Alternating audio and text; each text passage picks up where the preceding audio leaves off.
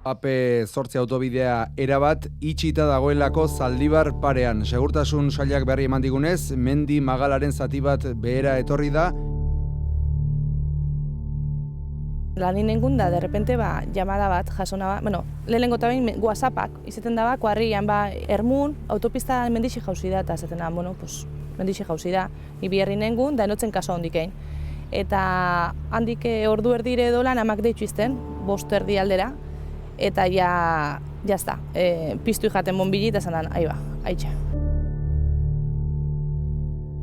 Irudipena daukat goiz hortan jabetu ginela benetan albistea oso potoloa zela, ez? Gertatzen ari zena oso potoloa zela,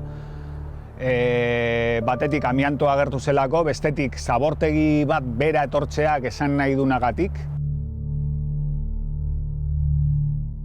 Ikusten ari ginen, honek dimentsio potoloa ari zela hartzen, eta gauzak ez zela argi, ez da, funtzionamenturako, ez da erreskatelanetarako. Zatozu, zeinek enduzten niri haitxe bat ematek kendu izte. Ez da hil gaixik egon dalako o berak sozin dabelako. Ez. Ez da hil mendixe zinmaz jauzi dalako. Ez. Nik klaru dauket hori. Nire haitxe erun iztie. Ez da berajun.